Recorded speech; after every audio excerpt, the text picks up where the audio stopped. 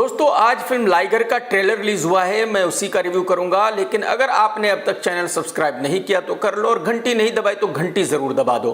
और अगर आप वीडियो देखेंगे तो लाइक करना बिल्कुल मत भूलना। मैं यहाँ आपको ये भी बता दूं कि इस फिल्म के हीरो है तेलुगु फिल्मों के सुपरस्टार विजय एनाकोंडा, और इस फिल्म में हीरोइन का रोल किया है अनन्या पांडे ने, जिसमें टैलेंट कूट कूट कर भरा हुआ है। जो ये कहती है कि मैं अपनी जीभ से अपनी नाक को टच कर देती हूं, मेरा ये टैलेंट है। एक्टिंग मेरा टैलेंट नहीं है। मैं एक्चुअली मेरे टंग को मेरे नोज तक टच कर सकती हूँ।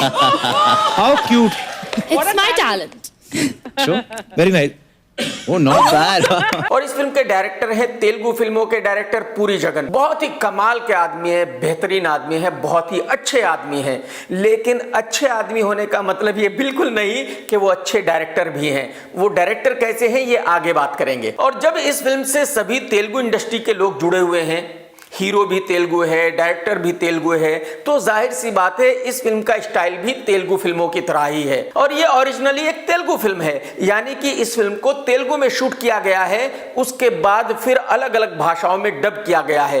इस फिल्म को 5 भाषाओं में रिलीज किया जा रहा है, क्योंकि आप जानते ही हैं कि आज हर किसी के सर पे पैन इंडिया फिल्म बनाने का भूत सवार है।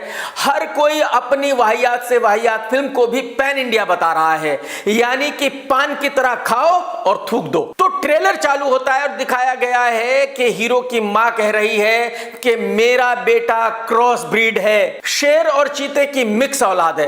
खैर ये तो मां को ही पता होता है कि उसका बच्चा किसकी औलाद है। तो यहां अगर मां ये कह रही है कि उसका बेटा शेर और चीते की मिक्स औलाद है, तो हम ये नहीं कह सकते कि वो झूठ बोल रही है। लेकिन कहने का मुद्दा यह है कि ये सीन बहुत ही ज्यादा गलत है, सारी मर्यादाओं को पार कर देता है।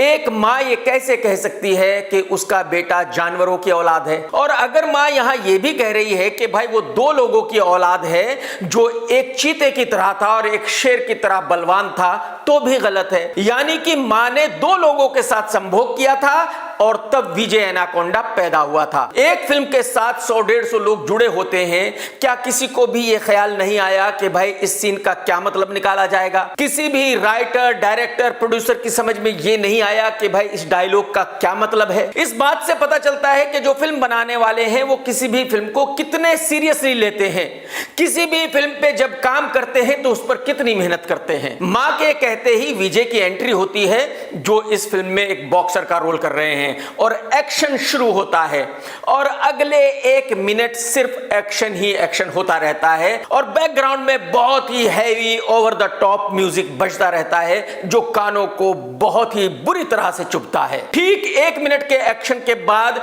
विजय एनाकोंडा का डायलॉग आता है, दारू लाओ।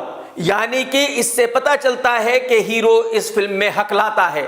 अब हकलाने से क्या बदल गया इस फिल्म में, यह मेरी समझ में नहीं आया। इसके बाद बॉक्सिंग का रिंग दिखाया जाता है, जहां और भी बहुत सारे बॉक्सर हैं और बहुत ही ऊल जुलूल हरकतें कर रहे हैं, सेक्सी पोज दे रहे हैं। मतलब अरे भाई साहब, आपकी फिल्म बॉक्सर के ऊपर है या सेक्स के ऊपर है, जरा आप डिसाइड कर लीजिए। और तकरीबन 1.5 मिनट के बाद चंकी पांडे की टैलेंटेड बेटी अनन्या पांडे का डायलॉग आता है और कहती है कि stay away from my life. अरे यार क्या एक्टिंग की है बेटा, क्या एक्टिंग की है, जबरदस्त। मतलब एक्टिंग से आपका कोई लेना देना है ही नहीं। अगर कोई आपसे एक्टिंग करवा रहा है तो ये उसकी प्रॉब्लम है, आपकी प्रॉब्लम तो है नहीं। अब इसके बाद एंट्री होती है दुनिया के ग्रेट बॉक्सर माइक टायसन की, और विजय एनाकोंडा उससे कहता है कि ओए मैं फाइटर हूं, फाइटर। और माइक टायसन उससे कहता है कि भाई हकले, अगर तू भी फाइटर है तो फिर मैं कौन हूं? मैं क्या तुझे दूध बेचने वाला दिखता हूं? तो ये पूरा ट्रेलर देखने के बाद मेरी समझ में ये आया है कि भाई इस फिल्म में कहानी तो है नहीं। कहानी तो वही है जो फरहान अख्तर की फिल्म तूफान की थी, यानी कि एक लड़का है जो बॉक्सर बनना चाहता है, उसका एक लड़की से प्यार हो जाता है, उस लड़की से तकरार होता रहता है, उस लड़की से वो शादी करने की कोशिश करता है, बीच में कुछ विलन आते रहते हैं, फाइट होती रहती है, और बीच बीच में कुछ गाने होते रहते हैं, और यही तमाशा होते होते फिल्म खत्म हो जाती है। तो अगर इस फिल्म को लाइगर ना कह के तूफान 2 कहें तो ज्यादा अच्छा होगा। सोने पे सुहागा यह है कि इस फिल्म के प्रोड्यूसर भी करण जौहर हैं, जो अब तक 5 फिल्में लाइन से सुपर फ्लॉप दे चुके हैं। और कमाल यह है कि इस वक्त करण जौहर के सर पर भी पैन इंडिया फिल्म बनाने का भूत सवार है, तो वो इस फिल्म को 5 भाषाओं में रिलीज कर रहे हैं। अरे भाई साहब, आपने तेलुगु में फिल्म बनाई है, हिंदी में डब की है, तो पहले 2 ही भाषाओं में रिलीज करके देख लेते कि फिल्म चलेगी या नहीं चलेगी, उसके बाद डिसाइड कर लेते।